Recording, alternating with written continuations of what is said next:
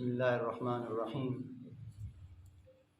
अम्मा फ़ातिमा रज़ी अल्लाह तआला अन्हा के बारे में आता है कि एक मरतबा नबी अलैहिस्सलाम के पास हाज़िर खिदमत हुई और नबी अलैहिस्सलाम के सामने अपने हाथों को यूँ रखा तो हाथों पे निशानात थे।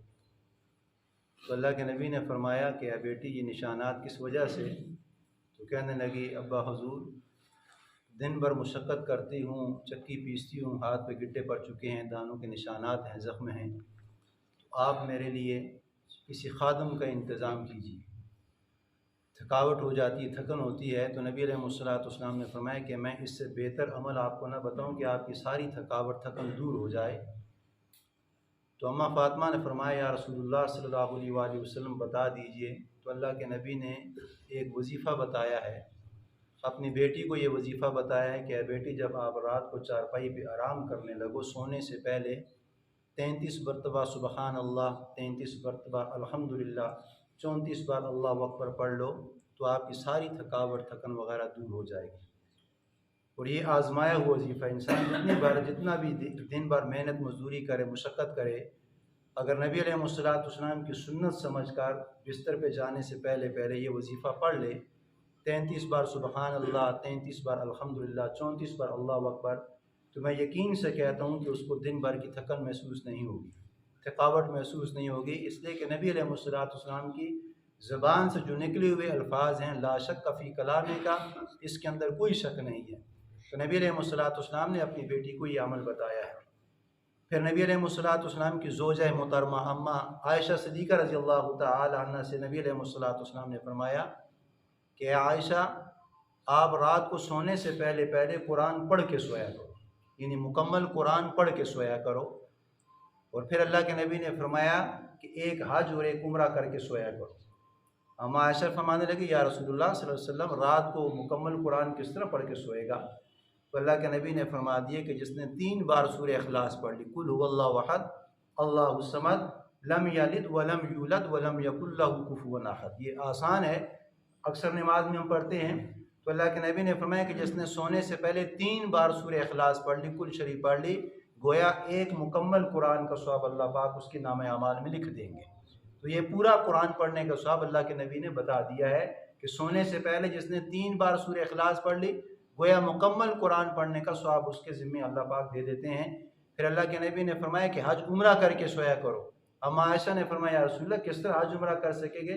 तो नबी अलैहिस्सलाम ने फरमाया कि जिसने सोने से पहले ये कलिमात दोहरा लिए, सुबहान अल्लाह, अल्हम्दुलिल्लाह, ला इलाहा इल्लल्लाह वल्लाहु अकबर वलिल्लाहिल हम्द, जिसने ये एक बार कलिमात दोहरा दिए, तो नबी अलैहिस्सलाम ने फरमाया कि उसके नाम अमाल में हज के बराबर, उम्रे के बराबर अल्लाह पाक सवाब और रहमत फरमा देगी।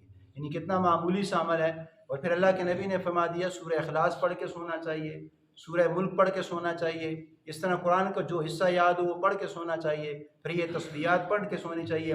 और फिर नबी अलैहिस्सलाम ने फरमाया कि सोना, अल्लाहुम्मा बिस्मिका आमूतु व अहया, कि मैं अल्लाह के नाम से सोता हूँ, यानी ये कलिमात पढ़ के।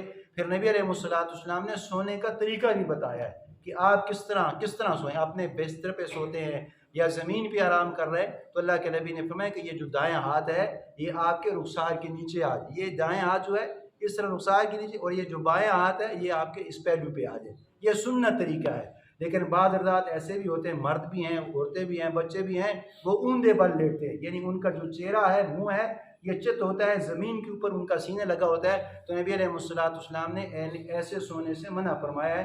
अल्लाह के नबी ने फरमाया कि ऐसा सोना शैतान का सोना है, यानी मर्द सो रहा है तो शैतान की तरफ पे सो रहा है, औरत सो रही है तो शैतान की तरफ पे सो रही है। ये और बात है, यानी सोया वो इस तरीके से, अगर रात का मामला नहीं पता है कि वो किस तरह सो रहा है, लेकिन सुन्नत तरीका ये कि आप इस तरह आराम करें।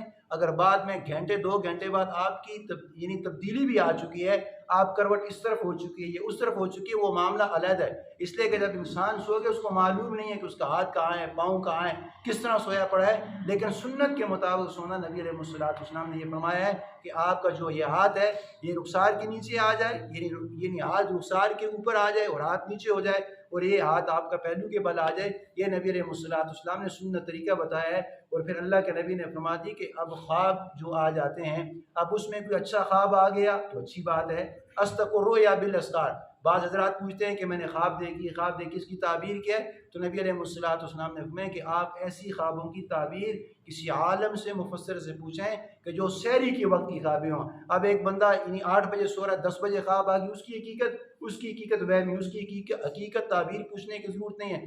جو سحری کے درمیان کی خوابیں ہوں، نبی علیہ الصلوۃ والسلام نے فرمایا اصدق الرؤیا بالاسحار، آپ اس کی تحقیقات اپنے عالم دین سے، محقق سے آپ کر سکتے ہیں، لیکن اگر اس وقت کوئی ڈراؤنی خواب آ گئی تو نبی علیہ الصلوۃ والسلام نے فرمایا کوئی خوفناک خواب دیکھ لی، کوئی ڈراؤنی خواب دیکھ لی، کتا بھیڑیا سام کتا کوئی ایسی چیز دیکھ لی، پھر نبی علیہ الصلوۃ والسلام نے فرمایا کہ اگر جاگ آ گئی تو بائیں طرف آپ تھوک لیں، یعنی اگر تھوک نہیں آتا تو آپ تھتکار لیں، یعنی اتنا تھتکار لیں تاکہ آپ کے منہ سے یعنی کچھ ذرات، کچھ یعنی تھوک کے ذرات بھی نکل جائیں، اس وقت آپ اعوذ باللہ من الشیطان الرجیم پڑھ کریں تو آپ جتنے بھی وہ اثر آپ کے اوپر ہوگا وہ سارا کا سارا زائل ہو جائے گا۔